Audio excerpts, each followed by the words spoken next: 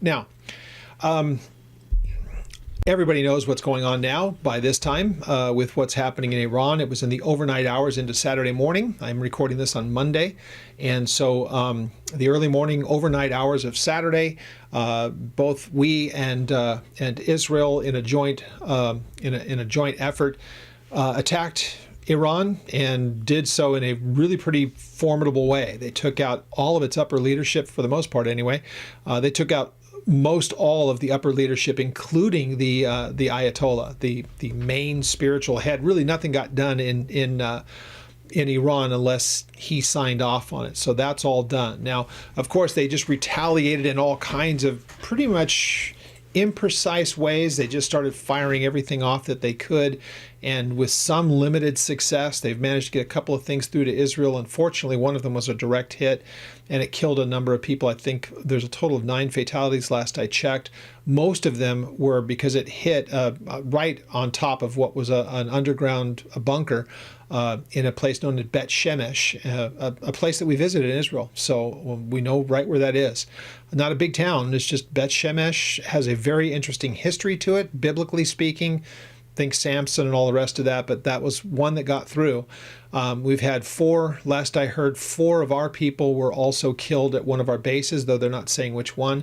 So they've had some limited success rather. But if we understand what has taken place all the way back to June of last year, that was when we went in and took out the nuclear enrichment sites. So the uranium enrichment and all the rest of that, it's clear that they were trying to rebuild that. But there's something also that's been starting to be spoke about, which is kind of an interesting thing, and it just shows that there may be more going on here than I think anybody really stopped to think about. If we started to look around the world and say, who's our biggest concern? Who's our biggest enemy? We know who that would be. If we're honest, it's China. So China has quite an industry, and they have quite a war machine that really relies on oil. And who are their 2 largest sources for oil? That's Venezuela and Iran. And now we've choked off their supply by doing this, by taking out Venezuela and now taking out the control that they have in Iran. You've choked off China. So there's a lot more going on here than I think we realize, and I don't think it's just coincidental. I think this is a much bigger plan. Plus, wanting to be rid of Iran, knowing that they instantly went back to trying to rebuild. So this is an opportunity for the people there to kind of take over their government. Which, how they're going to do that is interesting. Will they get enough of the guard there, their military, to turn and to join with a non-radicalized, if you will, new government? What we do know is that eventually these nations, because I believe that Ezekiel is definitely a future war. When you read the things in 38 and 39, they do not have a historical precedent that fits well. So Persia is mentioned as behind the Magog, the whole Gog-Magog war, what they call it. After the initial, Persia is mentioned, so they're a major player as far as this is concerned. How would that work if it turns out that there becomes kind of a secular government, or a government that's not hostile towards the West or whatever else? Does that set back the possibility of the scenario, and does that mean that there's a lot more time on the world scene? Well, kind of yes and no, I guess you can say, because let's face it, this is what we do know. If you could get in what we would consider as the moderates, and they took over, and you're no longer dealing with a rigid theocracy like you had with the Ayatollahs and being an Islamic republic, let's just say you could turn it into another version of, say, Jordan or something like that that's much more secular. It's still run by Islamic people. And so that's the dominant religion in the area. You can't get away from that. There's 1.5 billion Muslims on the planet, basically, and that's a concentration of it there. So when God decides to flip that switch, I don't care who's in charge, they're mentioned as part of that coalition. And that coalition, when you look at all the potential countries that are involved with it, they're even on different continents. But what you can see when you look at the map of the nations that we do know for sure are going to be there, Islam is kind of the driving force in all of them. whether it's the population or even the governments themselves. So when God flips that switch, it won't take long for them all to turn. So it can be at a time when really the world thinks that it has peace, and the world is less peaceful when there is an Ayatollah running the show in Iran. So if they could get this back to a more, Western centric kind of thinking in its leadership and all the rest of it, still the time comes when it becomes an Islamic campaign that comes against Israel. So I don't see that as being exceptionally problematic in the overall scheme of things, but we'll know a lot more in the next week or two what ends up happening with the new government. But who would you like? Imagine if you're the next person that they tell you you're taking over, you're next in line. Do you want that job? Probably not. But anyhow, again, just as we're looking at this, and it's all happening so fast, and we just genuinely don't know what the next things will be. Will they be able to hold on to some manner of control and just have a new Ayatollah and still be the pariah nation? That kind of looks like it's not necessarily going to work. Even some of their, what we might call as somewhat allies or people that weren't totally against them have turned against them because they started firing on those countries too.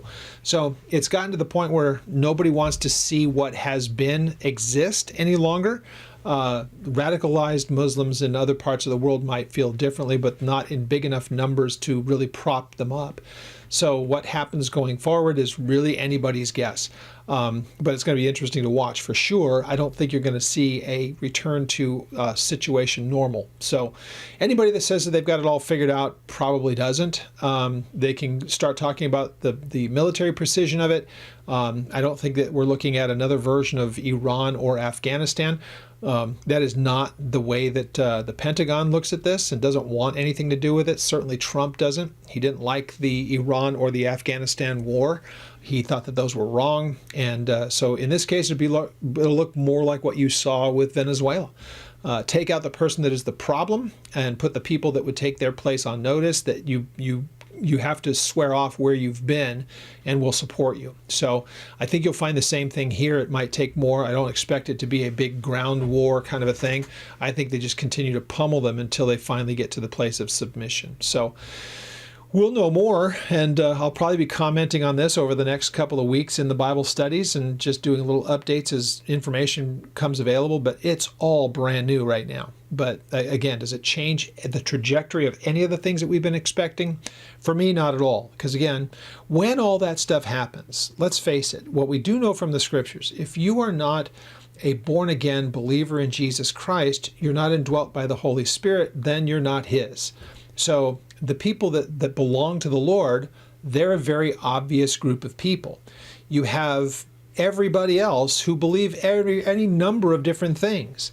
But we do know this, and this is why people, I don't know if they've ever really thought through this, eventually they will all rally around one man. We would call him the Antichrist. And some people say that's ridiculous because you have atheists and you have Buddhists and Hindus and Muslims and all these different things. What makes you think that they're going to all gather around somebody that's different and outside of their beliefs?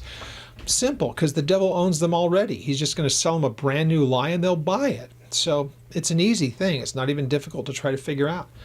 That's why I think whatever comes of this, when God's ready to change it and make the next thing happen and take place, he's going to bring that to pass, and people will believe what they want to believe. We looked at that through 2 Thessalonians. And so 2 Thessalonians just says they're going to buy into whatever the lie is because they don't have a love for the truth. So the Christian, the believer in Jesus, has a love for the truth, but we also have a very small number relative to the 8 billion plus people that call this place home. So really interesting times.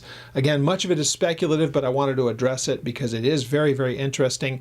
And if anybody says, I know exactly what will happen going forward, they're making guesses. And some people are better at it than others. Again, I don't see anything... I don't see it being able to continue as it has, and I think that there's a much bigger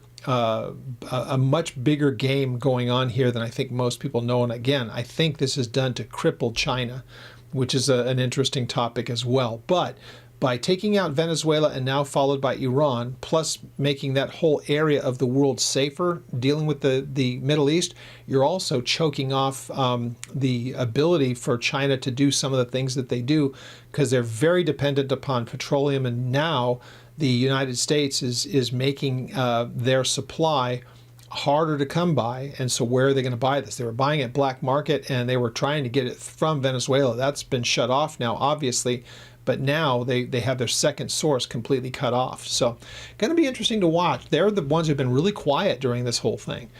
They've made their strongly worded statements, both they and Russia, but they're not doing anything about it, and they can't really do much to assist Iran because anything coming into the country is getting blown up. So very, very interesting. Again, we're only basically 48 hours into the third day plus, or 48 hours plus into the third day of all of this, and it's really happening real time. But by this time next week, let's just say that when we get into Isaiah 20 next week, we'll do another update then, and it'll be a much different world. I think at that point we'll have a much better grip on what's taken place. So we'll address that next week when we get together. And if you have any questions, contact me through the ministry's website. That is oldpaththeology.net. There is a contact us page there, and you can do so through the website, and you can make your comments also in the YouTube channel or on the YouTube channel. We love having the conversations with you.